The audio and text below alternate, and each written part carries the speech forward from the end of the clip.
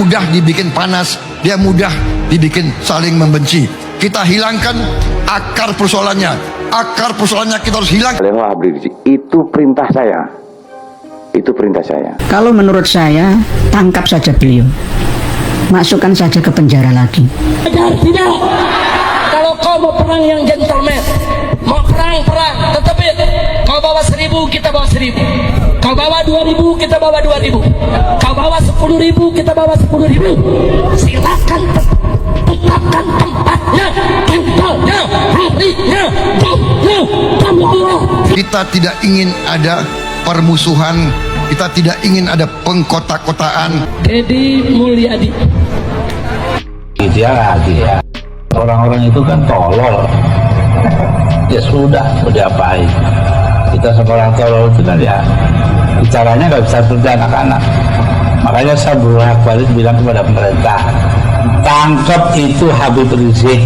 Selesai. Kami PWI LS Demak Bintoro siap menerima lantangan perangnya Rizik Syihab kapanpun dimanapun. Al Habib ini, karena saya terganggu dan tersinggung terhadap perkembangan ini sesudah saya melihat, Karena ini berbahaya, akan mengadu domba anak bangsa, akan berperang bukan dengan musuh negara, musuh agama, tetapi perang saudara. Berbahaya. Saya melihat langsung beliaunya memakai surban warna hijau, seakan-akan sudah saatnya perang. Harus kita dorong pemerintah pusat untuk membangunnya. Kemudian daerah-daerah resapan airnya di puncaknya saya bertanggung jawab untuk merapikan, merelokasi warga yang ada di daerah puncak untuk pindah ke tempat lain, kemudian dihutankan. Karena saya memang senang lelubungan, Pak. Kalau bangunan liarnya gimana, Pak Gubernur? Kita pindahin, kita bongkar. Kita bongkar siapapun ya, saya tidak akan pandang PT. Kan pandang bulu, kan bukan yang bulu yang bermasalah, PT Pak yang bangun, Pak. Jadi saya tidak akan pandang PT, Pak. Nah guys, makin hari makin kelihatan ya, gimana sosok yang katanya tokoh agama justru makin sering menyulut emosi bangsa yang majemuk ini. Habib Rizik yang mengklaim dirinya cucu Nabi, tapi kelakuannya kok malah ngajak-ajak perang. Perang sesama anak bangsa, sesama warga negara. Ini negara, bukan medan jihad personal. Pertanyaannya, apa ini benar ajaran Nabi? Nabi itu mengajarkan kasih sayang, membangun peradaban, bukan menyebar provokasi dan permusuhan. Lalu kita bahas soal tanah resapan. Lah ini tanah negara loh, ruang hijau. Katanya untuk pendidikan, tapi tetap dipakai buat usaha yang hasilin cuan. Petani aja disuruh mundur kalau pakai tanah hutan, perusahaan besar dibabat kalau nggak sesuai aturan. Masa yang ini dibiarkan? Kang Deddy Mulyadi dan Pak Prabowo udah jelas-jelas tegas soal pelanggaran ruang hijau. Nggak pandang bulu. Termasuk Mahfud MD dan Jenderal Dudung, semua seirama. Kalau langgar aturan, ya harus ditindak. Nggak peduli siapa di baliknya. Pertanyaannya sekarang ke kalian semua, ini tokoh agama atau pedagang agama? Kita lihat siapa yang masih pakai logika sehat di negeri ini. Ada berbaju loreng menurunkan baliho Habib Rizik, itu perintah saya. Itu perintah saya. Karena berapa kali Pol PP nurunkan, dinaikkan lagi. Ya. Perintah saya itu. Begini, ya. Kalau siapapun di Republik ini, siapapun, ini negara-negara hukum. Ini negara-negara hukum. Harus taat kepada hukum. Monyet, saudara. Ada oknum-oknum jenderal-jenderal monyet yang mendukung ormas monyet ini, saudara. Sampaikan kepada mereka, saudara. Capek kita.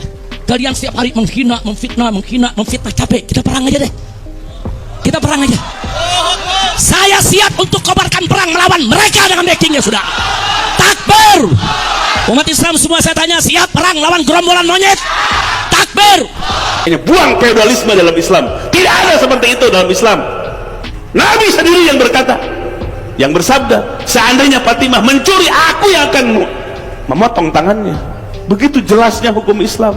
Putri Nabi sendiri, apalagi sudah 14 abad. Jadi jangan sampai ngaku-ngaku keturunan tapi pingin dapat status sosial, pingin jadi majikan.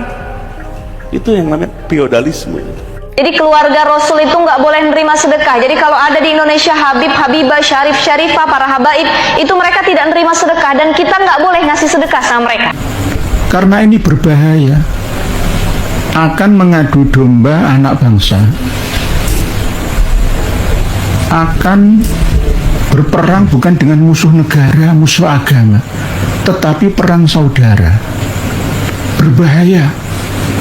Saya melihat langsung beliaunya memakai surban warna hijau. Seakan-akan sudah saatnya perang. Guys, udah nggak bisa ditolerir lagi ya. Negara ini butuh ketegasan, bukan drama dari oknum yang mengaku keturunan Nabi, tapi kelakuannya justru bikin gaduh bangsa sendiri. Habib Rizik, yang katanya tokoh agama, tapi kok isi ceramah dan manuvernya malah provokatif? Mau ngajak perang sesama warga negara, sesama muslim? Ini negara, bukan medan jihad pribadi. Zaman Nabi Muhammad SAW aja beliau tegas kok, bahkan kepada keluarganya sendiri. Nggak ada tuh yang pakai garis keturunan buat berlindung dari hukum. Kalau salah ya salah, titik. Dan di sini kita perlu apresiasi untuk Jenderal Dudung. Dulu beliau pernah bersuara keras, dan kalau perlu, sekarang waktunya bertindak lagi. Tangkap kalau memang bikin onar lagi. Jangan sampai bangsa ini diacak-acak demi ambisi pribadi. Pak Prabowo pun nggak pernah kompromi soal ketertiban dan kedaulatan, termasuk soal pelanggaran ruang hijau yang katanya dipakai tanpa izin. Apapun alasannya, Kang Deddy Mulyadi bahkan sering turun langsung ngurusin lahan yang disalahgunakan. Kalau rakyat biasa aja digusur, masa yang katanya tokoh bebas melenggang. Dan ini yang penting guys, Mahfud MD, tokoh hukum dan mantan Menko Polhukam, pernah dengan tegas bilang, jangan gunakan agama sebagai tameng dari tindakan melawan hukum. Kalau melanggar, ya harus ditindak. Siapapun itu. Pertanyaannya sekarang, apakah kita masih mau diam dan dikelabui simbol-simbol agama? Atau udah waktunya masyarakat bangkit, pakai logika dan bela kebenaran? Tulis di komentar, kalian di sisi mana? Tokoh agama atau pedagang agama? Bung Rhoma Irama untuk mengklarifikasi soal Habib ini. Karena saya terganggu dan tersinggung terhadap perkembangan ini sesudah saya melihat tiap mau tidur saya lihat YouTube pertengkaran Rhoma Irama, Imaduddin, Gus Abbas dengan para Habaib itu luar biasa, menimbulkan pro kontra. Lalu saya lihat apa sih masalahnya? Kalau saya sendiri pribadi, mau Habib itu turunan Nabi atau tidak, kalau salah ya kita koreksi, tidak apa-apa. Tetapi yang lebih dari itu, kemudian ternyata muncul klaim-klaim bahwa Republik Indonesia itu ada karena Habib. Wali Songo itu semuanya Habib, padahal Habibnya baru datang sesudah Wali Songo meninggal, gitu loh. Lalu klaim ini turun Habib ini, Imam Bonjol coba dibilang itu Habib Sahabuddin, itu dari mana? Kok Imam Bonjol Habib Sahabuddin gitu? Lalu ada hurufatnya bahwa kakek saya yang nama Mugaddam itu bisa membentak malaikat mungkar dan nakir katanya, karena menyiksa orang di sebelahnya, orang banyak dosa dikuburkan di sebelah kakek saya itu, lalu disiksa oleh malaikat mungkar nakir, keluar kakek saya panggil mungkar nakir, pergi kamu katanya. Itu kan hurufat.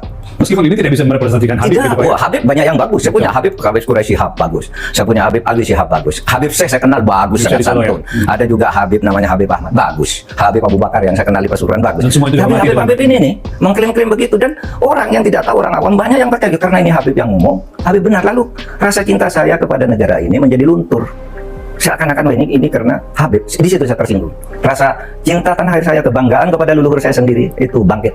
Apalagi kemudian ada pemalsuan kuburan-kuburan tuh ya, nama kuburan biasa dibangun menjadi ini Habib ini, padahal tidak jelas siapanya. Orang bersyarat ke situ ini karena atas fatwa Habib Sibir. Ya, di surat yang beredar itu Bapak menekankan bahwa ini kemuliaan Habib pendahulu kita yang jadi terserang. Yang kedua muncul kelas-kelas dalam Islam. Ya, kelas-kelas itu kalau Habib itu lebih tinggi dari kiai.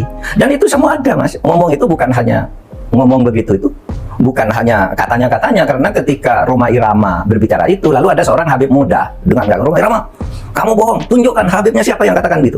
Sudah, itu bukan Rhoma Irama yang membuktikan. Netizen ini Habib ini tanggal sekian bilang ini, nih dengar, ini Habib ini sampai 7. Maksud saya tidak ada urusan Habib itu, ya bagian dari kita juga, tidak apa-apa. Ya. Bangsa kita juga, tapi jangan juga dibiarkan merajalela sesukanya.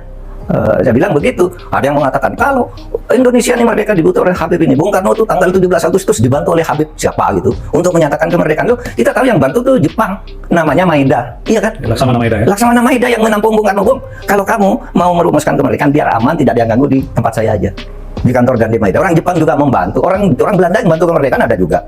Namanya siapa? Eduard Weizsäcker yang mendirikan 3 serangka. Ya Belanda juga. Ya, orang India banyak, orang Arab non Habib banyak. Orang Cina banyak. Nah, kenapa? Kok kalau dikirim oleh Habib? Ya kita sendiri yang paling dominan, yang lain itu yang membantu. Kan gitu kalau saya ya, rasa nasionalisme saya. Itulah sebabnya saya dukung Rhoma Irama. Ya. Bayangin ya guys, di negara yang kita cintai ini, Republik Indonesia, tiba-tiba ada narasi yang diglorifikasi seolah semua ini berdiri karena jasa Habib. Lah, sejak kapan? Sejak kapan sejarah bangsa ini diklaim sepihak oleh satu golongan? Ini negara berdiri karena darah dan keringat berbagai suku, agama, dan etnis, bukan karena satu terah keturunan. Dan makin parahnya, mulai muncul cerita-cerita mistis. Kakek bisa bentak malaikat, kuburan biasa disulap jadi makam Habib. Ini sudah bukan soal agama, ini pembodohan publik atas nama keturunan. Salut untuk Rhoma Irama dan mereka yang berani buka suara. Karena ini bukan soal benci Habib, ini soal menjaga akal sehat dan sejarah bangsa. Indonesia yang lahir dari perjuangan kolektif, bukan dari mitos darah biru yang nggak bisa dikritik. Sementara itu, Deddy Mulyadi dan Presiden Prabowo sibuk kerja nyata. Mereka turun ke sawah, bantu petani, siapkan pupuk, perbaiki lahan, bahkan urus kesehatan petani. Gak pakai ribut, gak pakai glorifikasi, tapi langsung kerja untuk negeri. Sekarang gue tanya ke kalian semua, mau percaya sama mitos dan glorifikasi, atau ikut bangun negeri bareng mereka yang kerja beneran? Tulis di komentar, biar debat ini makin terbuka dan logika nggak mati di negeri sendiri. Terima kasih Pak. Assalamualaikum warahmatullahi wabarakatuh. Sampurasun, Bapak Presiden, Pak Menko, Pak Menteri Pertanian, Pak Panglima TNI, Pak Kasal. Kemudian yang pertama bahwa beratnya para petani bukan sekarang pupuk sudah lancar Pak, tapi sesungguhnya biaya tinggi produksinya itu di obat-obatan Pak. Karena sekarang itu dari mulai sebelum nanam mereka harus mengeluarkan biaya untuk semprot keong Pak, karena saya petani Pak. Kemudian setelah itu hampir rata-rata dari sejak musim tanam sampai panen itu dalam waktu 2 bulan itu nyemprot tuh 2 hari sekali Pak. Karena kalau tidak 2 hari sekali hamanya datang masuk lagi yang baru, datang masuk lagi yang baru. Sehingga ke depan di Jawa Barat itu secara umum tanahnya sudah jenuh Pak. Sudah jenuh karena pupuk terus-terusan, sedangkan tidak pernah ada pemulihan tanahnya. Nah, harus dilakukan program masalah seluruh Jawa Barat, bagaimana tanahnya unsur haranya dikembalikan karena rata-rata sudah di bawah 6. Ini yang pertama. Kemudian yang kedua adalah irigasi Pak. Saya boleh ini sama Bapak, tahun ini di Jawa Barat DAK-nya mengalami penurunan untuk program kegiatan di BBWS. Untuk irigasinya mudah-mudahan bisa kembali ke asal Pak setelah Bapak datang. Kemudian yang berikutnya, para petani ini harapan kalau di tempat lain ada ekstensifikasi, kemudian di Jawa Barat justru dalam setiap waktu terjadi alih fungsi lahan. Saya sudah mengeluarkan peraturan gubernur Pak minggu yang lalu melarang alih fungsi lahan dalam bentuk apapun, terutama untuk kepentingan pertanian. Apalagi di daerah Bekasi itu sudah hampir habis. Mudah-mudahan, tetapi itu masih ada problem Pak, karena tata ruangnya masih pakai yang lama Jawa Barat Pak. Kabupaten kotanya masih pakai yang lama, sedangkan perubahan tata ruang itu kan perlu waktu 5 tahun. Nah, sistem izinnya kan pakai OSS. Jadi ketika orang mengajukan izin sawah, kalau di tata ruangnya diperbolehkan, izinnya keluar dari pusat Pak. Nah, ini harus diantisipasi. Kemudian yang terakhir, mohon perhatian untuk para petani adalah peningkatan asuransi kesehatannya Pak.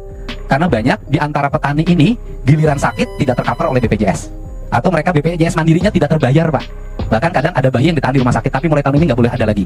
Itu saja Pak, mudah-mudahan pertemuan ini menjadi lebih bermanfaat. Kalau yang berikutnya, karena Jawa Barat penyangga ibu kota, kemudian pusat lumbung pertanian nasional, ya seluruh alatnya harus banyak ditambah Pak.